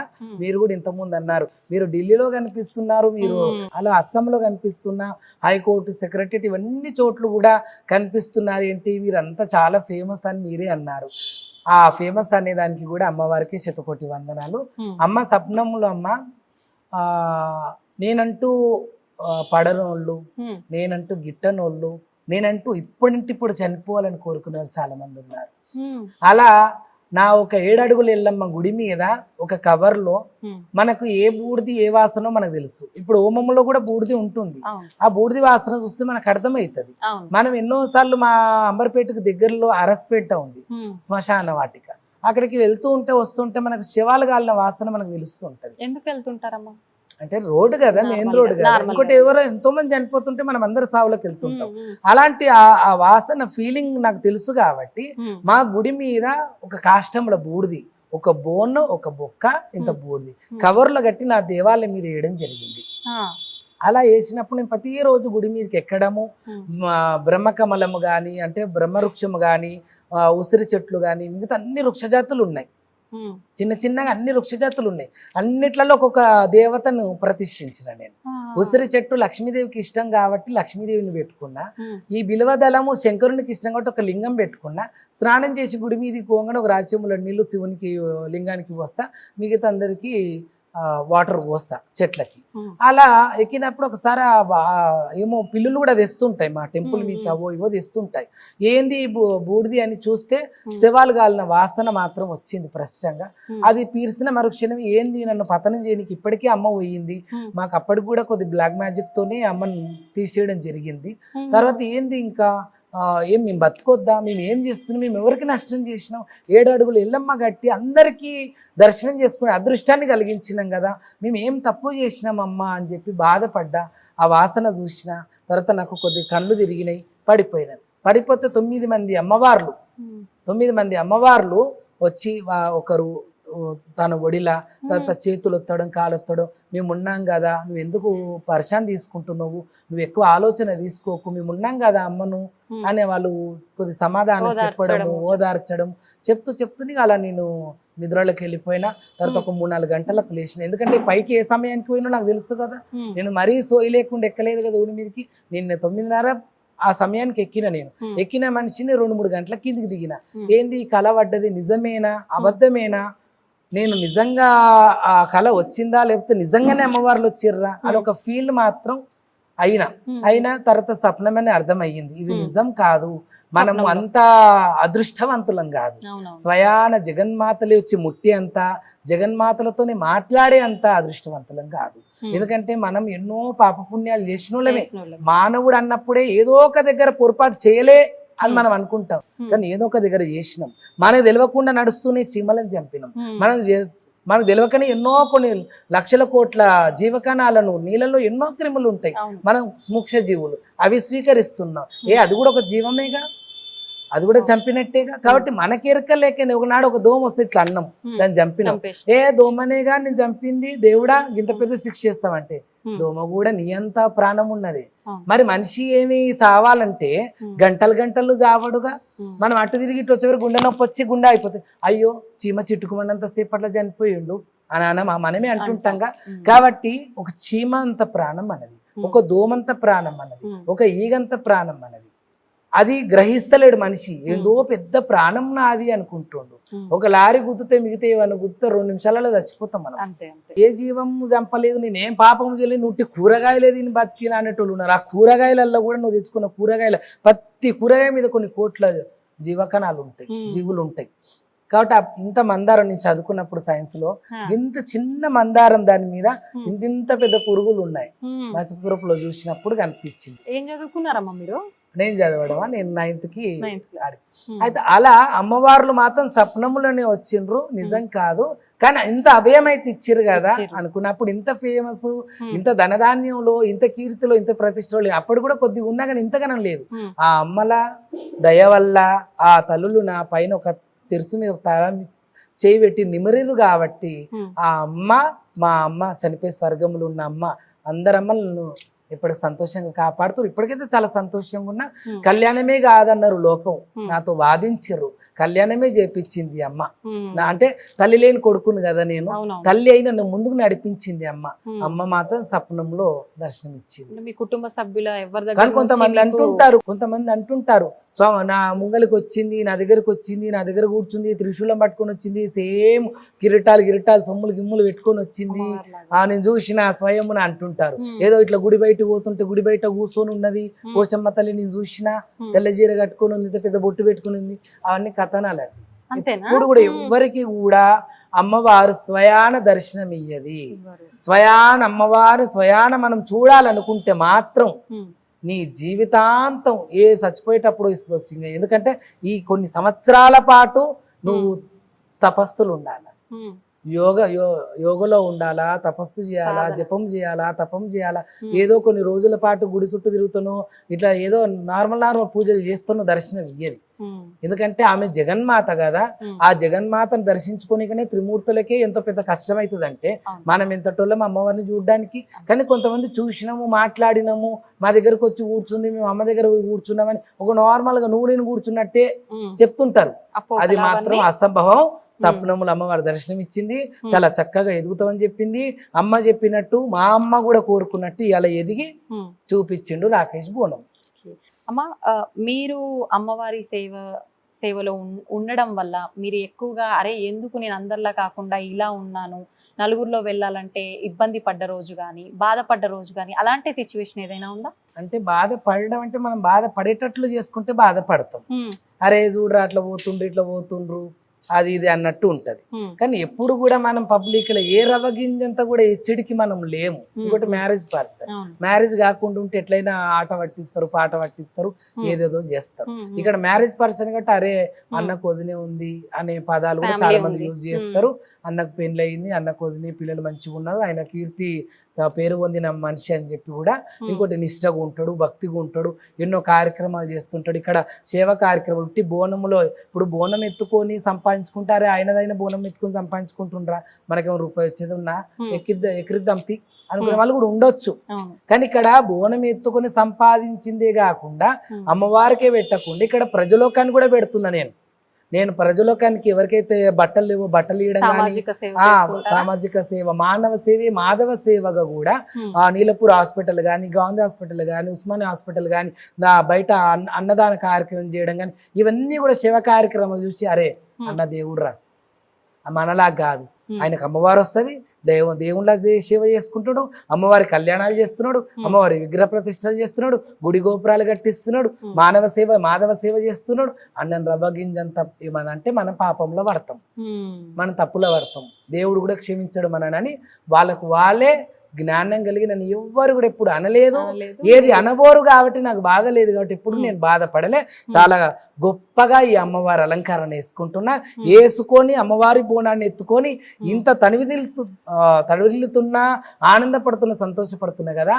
అమ్మవారు మరి కోరుకుంటున్నా రేపటి దినం నేను కాష్టంలకు పోయినా బొందలకు పోయినా ఇలాగే నిండుగా ఉన్నా కాబట్టి నిండుగానే నన్ను పంపాలని కోరుకుంటున్నాగా. నాకంటే ఒక భార్య పిల్లలు ఉన్నారు కాబట్టి ఎట్లా పంపుతారో మరి మనము పోయినాడు ఎలా పంపుతారో మనము లిఖించుకోలేదు కదా ఆ రాతని. కానీ అది ఎప్పుడు ఎవరు చేస్తారో చెయ్యని, అమ్మవారు ఎలా ఇష్టం ఉంటాలా నేనైతే కోరుకుంటున్నా. ప్రాణం పోయేది కూడా అమ్మ నెత్తి మీద ఉన్నప్పుడే, నా ముసలి వయసుకో ఎప్పుడు ఎవరి గీత ఇక్కడ దాకా రాసి గీత ఆపేసిండో బ్రహ్మదేవుడు. ఇవాళ ఉన్నా రేపు ఉంటనో లేదో నాకు తెలియదు కాబట్టి ఉన్నన్ని రోజులే అందరూ హ్యాపీగా ఉండాలి, సంతోషంగా ఉండాలి. అప్పుడు ఏదో కాలం లాగా నాకు 100 ఏండ్ల అవుతుంది అనేది మాత్రం అనుకోవద్దు ప్లీజ్ దయచేసి. ఇవాళ ఉన్నావు, ఇవాళ ఏం మంచి పని చేస్తావు, ఇవాళ ఏం ధర్మాన్ని నిలిపే పని చేస్తావు, నీ తల్లిదండ్రులకు పేరు తెచ్చే గొప్ప పని ఏం చేస్తావో ప్లీజ్ దయచేసి ప్రతి ఒక్క అక్క చెల్లెళ్ళు అన్నదమ్ముళ్ళు మీరు మంచి మంచి పనులు చేయండి, మీ జీవితాన్ని నిలుపుకోండి, నలుగురికి కూడా ఆదర్శంగా నిలబడండి అని ఇదే సమక్షాన తెలియజేస్తున్నా. నేను కూడా ఇలాగే పోయినాడు నిండుగా పోవాలని కోరుకుంటున్నా. ఇలాగే అమ్మవారి బోనం నెత్తి మీద ఉన్నప్పుడే నా జీవిని కూడా అమ్మవారు తీసుకొని తన లోపల ఐక్యం కలుపుకోవాలని మనస్ఫూర్తి కోరుకుంటున్నా. కానీ ఎన్నో సంవత్సరాలు ఉంచాలని కూడా కోరుకుంటున్నా. ఎందుకంటే అనాథాశ్రమాన్ని నిలిపి ఎంతోమంది అనాథలు రోడ్ల మీద ఉన్న వాళ్ళందరినీ తెచ్చుకొని నా దగ్గర పెట్టుకుని చంటి పిల్లలాగా వాళ్ళకి సేవ చేసి, చంటి పిల్లలాగా నా పిల్లల వాళ్ళని కూడా పిల్లల లెక్క చూసుకోవాలని చాలా కోరికొంది. అమ్మ, మీ సోషల్ మీడియాలో చూస్తుంటే కొన్ని వీడియోలు మీరు చెరువుగట్టు దేవస్థానం దగ్గరికి వెళ్ళి అందరూ వెళ్ళే మార్గంలో వెళ్లకుండా, అందరూ వెళ్ళేలాగా కాలినడకన వెళ్లకుండా మీరు మోకాళ్ళపై వెళ్ళడము, ఎవరు తొక్కని ప్లేస్లోకి వెళ్ళి పసుపు కుంకుమలు చల్లడము, ఇలాంటివన్నీ చేస్తున్నట్టుగా చూస్తుంటాం. అలా మీకు అమ్మవారు ఏమైనా చేయమని చెప్పారా? ఎందుకు చేస్తున్నారు అలా? అమ్మవారు మనము దేవాలయం మీదకి వెళ్తున్నప్పుడు ఎంతోమంది చెప్పులు వేసుకుని వెళ్ళే వాళ్ళు కూడా ఉన్నారు. ఇంకా ఈ లోకంలో ఇప్పుడు ఉన్న వాళ్ళు భక్తి అంటున్నారు కానీ ఏ క్షేత్రంలో అయినా కానీ చెప్పులు మనం పాదరక్షణ లేనికి లేదు. నువ్వు దావతలకు వేసుకో, పండుగ పబ్బాలకు వేరే దగ్గర పోయేటప్పుడు వేసుకో. ఏదైతే పుణ్యక్షేత్రం ఉంటుందో ఆ పుణ్యక్షేత్రంలో చెప్పులు వేయొద్దు. ఎందుకంటే ఎక్కడెక్కడ అడుగులు పెట్టిండ్రు ఆ దేవుళ్ళు తెలియదు కదా. ఇప్పుడు పలానా దేవాలయం మీద యాదాద్రి లక్ష్మీనరసింహస్వామి వెలిసిండు అంటే ఆ యాదాద్రిలా యాదవ ఋషి ఎక్కడెక్కడ నడిచిండో యాదవ మహర్షి కూడా ఉన్నారు కదా ఆ ఋషి, ఆ ఋషి ఎక్కడెక్కడ నడిచిండో, ఆ తర్వాత నరసింహస్వామి కూడా ఆయనకు దర్శనం నీకు ఎక్కడెక్కడ తిరిగిండో, ఎక్కడెక్కడ నడిచిండో తెలియదు, ఎక్కడెక్కడ ఎట్లెక్కిండో కూడా తెలియదు. కాబట్టి ఆ ప్రకారంగా మనం చెప్పులు వేసుకొని దాన్ని మైలా చేయవద్దు. అందుకే నేను ఎక్కువ సార్లు పాదరక్షలు తీసేసి కారులోనే పెట్టేసి నడవడం జరుగుతుంది. కొన్ని సార్లు నా కోరికలు కూడా ఆ దేవతలు నెరవేరుస్తున్నారు, నన్ను పైకి తెస్తున్నారు, నాకు మంచిగా అరకతి బరకతి పిల్లా పాపలను కూడా ఇచ్చిరని దేవునికి కృతజ్ఞత చెప్పనికి కూడా నేను ముఖాల మీద ఎక్కుతూ ఉంటా. తర్వాత ఎక్కుతుండగా పసుపు కుంకుమ ఎప్పుడు దగ్గర పెట్టుకుంటూ ఉంటా. ఎందుకంటే పుణ్యక్షేత్రం, ఎక్కడ ఏం పసుపు వేస్తామో కుంకుమ వేస్తామో ఎక్కడ దండం పెట్టుకుంటే కూడా మనకు తెలియదు. కాబట్టి అలా ఎక్కుతున్నప్పుడు ఏదైనా ఒక రాయి అనిపించి అక్కడ అని అమ్మవారు చెప్తుంది, అక్కడ ఈ పసుపు కుంకుమ వేస్తా దండం. అలా మేము చెరుగట్టు రామలింగేశ్వర సంకడ ఎన్నెన్ని చోట్ల వేసినా అక్కడక్కడ అన్ని చోట్ల కూడా ఇప్పుడు 2-3 చోట్ల నేనైతే ఎవరు కొలవం దగ్గర నేను పసుపు కుంకుమ వేసిన అక్కడ పలానా దేవతలు ఉండని ఇప్పుడు కొందరు వచ్చిన భక్తులందరూ కొలుసుకుంటుంటే అరే నేనేసిన రాయి కదా, రాముల వారి పాదములుగా తలిగి రాయి అహల్య ఎట్లయిందో 2-3 రాళ్ళు నేనేసిన పసుపు కుంకుమ రాళ్ళకు కూడా దీపాలు పెట్టి చాలా మంది కొలుస్తుంటే అయ్యో ఈ రాయికి నేను బొట్టు పెట్టినాక చాలా మంది కొలుస్తారు కానీ హ్యాపీగా ఫీల్ అవుతాను. అలా ముఖాల మీద నడవడము, తర్వాత సూర్మాను గుండె ఎక్కడం చెరుగట్టు దగ్గర. చెరుగట్టుకు చాలా మంది వెళ్ళాలని కూడా మనస్ఫూర్తి కోరుకుంటున్నా. చేతవళ్ళు, బాణమతులు, పాలవాడు పగోడు చేసిన అన్ని కూడా వెళ్ళిపోతాయి. ఆ చెరుగట్టు రామలింగేశ్వర స్వామి ఎవరి అమావాస్యకు పర్వతం మీదకి వచ్చి అందరిని ఆశీర్వదించి వెళ్తాడు.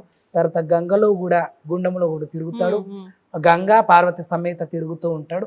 అలా ఆ తండ్రిని దర్శించుకొని ఎవరి ఇయర్ కూడా తలంబ్రాలకి వెళ్ళి తలంబ్రాలు కూడా పోసి ఇంటికి వస్తే చాలా శుభం జరుగుతుందని కూడా ఈ సమక్షాన తెలియజేస్తున్నా. మా అమ్మవారు పైకి వచ్చి కొలుపు చెప్తూ ఉంటారు కదా, అలా మీరు చెప్తూ ఉంటారా?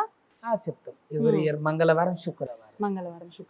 ఎందుకంటే అమ్మ ఇష్టపడ్డ వారం కదా, అందుకే మంగళవారం రోజు శుక్రవారం రోజు బండారు మా చేతి ఇస్తే కూడా చాలా మంచిదని నిమ్మదారలు బండారు, బండారు అంటే పసుపు, నిమ్మకాయలు, నిమ్మదారులు అంటే నిమ్మకాయలు, అవి ఒక 5 పసుపు తీసుకొని వెళ్తారు. వాళ్ళకి అమ్మవారు ఏమేమి చెప్పిందో అవన్నీ చేసుకుంటూ ఉంటారు. నవగ్రహాలు తిరగమని చెప్పడము, లేకపోతే పలానా పుణ్యక్షేత్రంలో స్నానం చేసి మీ వస్త్రాలన్నీ ఆ నీళ్ళ దారలో వదిలేయడం అని చెప్పడము, లేకపోతే మీ గోత్రనామాల మీద మంచి చదివించుకోండి, ఒక 5 నెలలు కానీ 5 వారాలు కానీ పలానా పుణ్యక్షేత్రంకి వెళ్ళమని చెప్పడం కానీ, పలానా దర్గాకి వెళ్ళడం చెప్పడం కానీ, పలానా అన్నదాన కార్యక్రమం చేస్తే మీకు మంచిగా ఉంటుందని చెప్పడం కానీ, గోమాతకి ఏమన్నా నల్ల నువ్వులు, నవధాన్యాలు, నల్ల నువ్వులు, తెల్ల నువ్వులు, ఇలాంటి బెల్లము, ఇలాంటి అటుకులు బెల్లం, పుట్నాల పప్పులు కలిపి ఒక నల్లావుకు పెట్టండి అని చెప్పడం కానీ, ఇలాంటివి అమ్మవారు అన్ని చెప్తూ వస్తుంది. వాళ్ళు చేస్తూ వస్తారు, వాళ్ళు చాలా మంచిగా అవుతున్నారు ప్రజలోకం. అవన్నీ కూడా మీరు ప్రజలోకం దగ్గర అడిగి తీసుకోవచ్చు. మరి స్వామివారి దగ్గరికి వచ్చి మంచి జరుగుతుందా చెడు జరుగుతుందా అనేది ఒక వారం రోజు వచ్చి మీరు అన్ని రకాల వాళ్ళు వస్తుంటారమ్మా. బ్లాక్ మ్యాజిక్ చేసిన వాళ్ళు ఇలా ప్రతి ఒక్కరు వస్తుంటారా? అంటే చేసే వాళ్ళు చేతబడి ఉన్న వాళ్ళు, బ్లాక్ మ్యాజిక్ ఉన్న వాళ్ళు వస్తుంటారు. దయ్యం భూతం పట్టిన వాళ్ళు వీడికి ఎందుకు తెచ్చిర్రా, వీడు ఏం ముందని తెచ్చిండ్రు, ఈడ దయ్యం ఉందా దేవుడు ఉందా అవన్నీ ఏమో మాట్లాడుతుంటారు, కొట్టడానికి వస్తుంటారు. ఇక మేము అన్ని అలవాటు కాబట్టి మేమే 2 దెబ్బలు వాళ్ళని కొట్టి మరీ గట్టిగా కాదు కొద్ది బెదిరించి అమ్మవారి గర్భగుళ్ళకు నూపుతాం. వాళ్ళు పోరు, గర్భగుళ్ళకు పోరు. ఇక గర్భగుళ్ళ కూడా రాళ్ళు చేయాలంటే హనుమాన్ల గుడికి తీసుకెళ్లి అక్కడ ఆ గర్భగుళ్ళకి తీసుకెళ్ళి అక్కడనే తాయిత కట్టి వాళ్ళ దగ్గరుండి మేము పూజ కార్యక్రమాలు చేపిస్తాం. తర్వాత కొంతమంది కొండగట్టు దగ్గర కూడా తీసుకెళ్లి బేతాళుడు ఉన్నాడు అక్కడ స్వామి. అంటే ఎవరికైతే దండిగా రాక్షసులు ఉన్నారో, దయ్యాలు ఉన్నాయో, చాలా గట్టి చేతవలు ఉన్నాయో, పోని వాళ్ళకు మాత్రమే ఈ కొండగట్టు దగ్గర ఉన్న బేతాళుని బండ పట్టిస్తే ఖచ్చితంగా పోతుంది. లేదు నార్మల్ అంటే మేమే చేసేస్తాం. అమ్మ మీరు ఊళ్ళల్లో అంటే పండుగలు చేయడానికి కూడా వెళ్తూ ఉంటానని చెప్పారు కదా, నేను విన్నంత వరకు ఏంటంటే అక్కడ మనకు పండగ అయిపోయిన తర్వాత గోలెంలో ఏదో వెళ్ళటం, అమ్మవారు పైకి వస్తారు వాళ్ళ పైకి అని చెప్పి అంటూ ఉంటారు. ఇవన్నీ చేసేటప్పుడు అసలు అమ్మవారు నిజంగా వస్తారా రారా అదంతా చేయాలంటే ముందు వీళ్ళు ఖచ్చితంగా మద్యం తీసుకున్న తర్వాతే ఈ కార్యక్రమం అంతా మొదలు పెడతారు, వీళ్ళు అసలు మద్యం ముట్టుకుంది ఈ పనే అసలు స్టార్ట్ చెయ్యరు అని చెప్పి వింటూ ఉంటాం. ఇదంతా నిజమేనా? అంటే మీకు ఎవరు చెప్పారో తెలియదు కానీ మద్యం తీసుకోవడం అనేది మాత్రం ఎక్కడ జరగదమ్మా. అందరు ఒగ్గు పూజలు కూడా చాలా పద్ధతితో ఉంటారు. తర్వాత ఏదన్నా నైట్, ఎందుకంటే ఎవరికైనా మద్యం అనేది వాళ్ళు అందరూ తీసుకునేదే కాబట్టి ఈ సమక్షాన్ని కూడా చెప్తున్నా, అందరూ గంగకు వచ్చిన తర్వాతనే ఒగ్గు పూజారులు తీసుకుంటారు. కానీ ఈ మధ్యలో తాగుతూ చేస్తారనేది మాత్రం అది అబద్ధము. కాబట్టి అందరూ కూడా చాలా మంచిగా బోనం బోధించుకొని వాళ్ళ అందగోళం దగ్గరకు ఒక చీర, సార, వంకాల వడివాళ్ళు, బియ్యము తర్వాత ఒక పూలదండ అలా రడివేడి శబ్దాలతో ఒగ్గు పూజలతోని మేము లందగోళం దగ్గరికి పోతాం. నిజంగా లందగోళం అంటే ఏంది అని అంటే ఆ రోజు పరశురాముడు చిత్త వేదన పెట్టి పున్నామ నరకం పెట్టిండు ఎల్లమ్మను.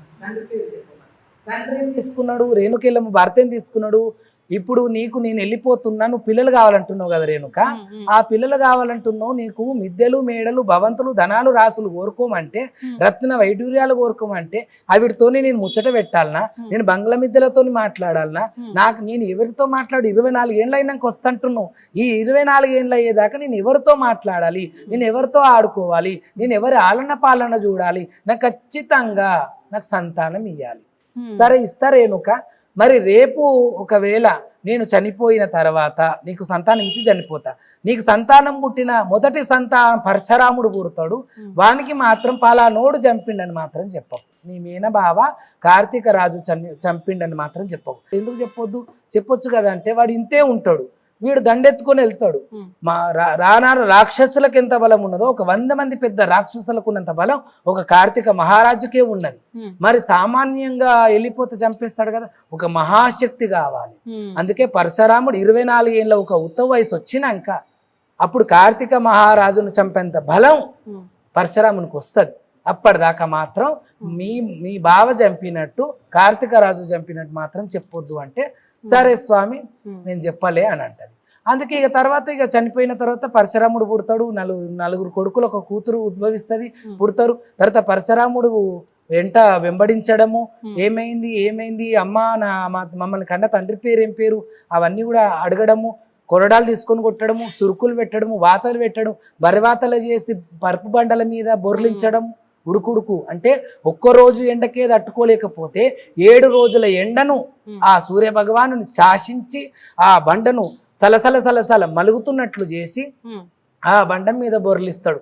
ఆ తర్వాత ఇవన్నీ కూడా చిత్తవేదన తట్టుకోలేక ఒక లందగోళం దగ్గరికి అందరు సబండ కులస్తుల్ని అడుగుతుంది, నా జాగియండి, మీరు జాగిస్తే నేను అరిచే మందంలా, అంటే పెద్ద జాగ నాకొద్దు, ఈ అరిచే మందం జాగల పామునై చుట్ట చూదురుకొని ఉంటా నేను అని చెప్తుంది. ఎవరు జాగియరు, ఏ కులస్తులు ఇయ్యరు. ఆఖరికి మాదిగ వారి ఇంటికి వచ్చి జాంబవంతులారా నాకు పాలన జాగియండి నేను దాచుకుంటాను అంటే, అమ్మ నీ ఒంటి మీద ఉన్న చీర సొమ్ములు ఇస్తావా అంటే ఇస్తాలే అని చెప్పి అప్పుడు లందగోళములకు దుంకడం జరుగుతుంది. ఆ తర్వాతే ఇప్పుడు అంటారు అర్జెన్స్ ముఖం చూస్తే అట్లా ఇట్లా అని. అర్జెన్స్ వాళ్ళ ఇంటికే సాక్షాత్తు జగన్మాత పోయి వాళ్ళ కుటుంబాన్ని కోరుకున్నప్పుడు, ఇంకోటి వాళ్ళ కూతుర్ని మా అమ్మ ఏడుంది చెప్తావా చెప్పవా అని మాదిగ వారి ఇంటిలో ఉన్న మాత లింగయ్యను మాత లింగమ్మను, మాదిగా మగ మనిషి ఆడ మనిషి, మాత లింగమ్మను మరి మా అమ్మ ఏడుందో చెప్తారా చెప్పరా అని కోపం చేసుకుంటే పరశురాముడు మీ బిడ్డను పైకి ఇస్త్రేస్తా చూడు, ఆకాశంలోకి ఇస్త్రేస్తానా అని చెప్పడము తిట్టడం చేస్తారు. ఇంకా కూడా చెప్పరు, అప్పటి కూడా చెప్పరు వాళ్ళు. చెప్పకపోతే ఆ ఒక కూతుర్ని బట్టి ఆకాశంలోకి ఇస్త్రేస్తే అరుంధతి నక్షత్రం అవుతుంది. ఇవాళ అదే మాదిగ వారి ముఖం పొద్దుగాల చూడొద్దు అంటే కళ్యాణమైన మరుక్షణమే ఆకాశములకు చేయి పెట్టి చూస్తున్నదే అరుంధతి నక్షత్రం. మరి ఇవన్నీ వద్దని అనుకోవచ్చుగా వాళ్ళు, ఎందుకు ఆ క్యాస్ట్ ని పక్కకు పెట్టడం, కాబట్టి అది తప్పని ఈ సందర్భాన్ని చెప్తూ ఉన్నా. అలా లందగోళంలోకి అమ్మవారు వెళ్ళిపోవడము, తర్వాత 7 ఎకరాల పటం వేసిండు పరశురాముడు, 7 ఎకరాల పటము, బండెడు కొబ్బరికాయలు, బండెడు నిమ్మకాయలు, బండెడు బండారు, బండెడు కుంకుమ, 10,000 పంబాళ్ళ వాళ్ళు, 10,000 ఒగ్గు పూజర్ల, 10,000 జగ్గు ఒగ్గు పూజర్లు అందరినీ తెచ్చి రడివేడి మోతలు మోగించి లందగోళంలోకి వెళ్ళి అమ్మవారిని బయటికి గుంజుకొచ్చి మా నాన్న పేరేం పేరని కుత్కెం మీద కాలు పెట్టి అడుగుతాడు. అప్పుడు లందగోళంలోకి వెళ్ళి, అందుకే అమ్మవారిని తీసుకొస్తేనే అమ్మవారు కళ్యాణంలోకి వస్తుంది, లేకపోతే రాదని ఒక ఆచార పద్ధతి వచ్చింది. కాబట్టి ఎంత పెద్ద క్యాస్ట్ వాడైనా కానీ లందగోళం దగ్గరికి పోయి లందగోళం పూజలు చేసి అమ్మవారిని ఎదుర్కొని వస్తారు, వచ్చి లగ్గం చేస్తారు.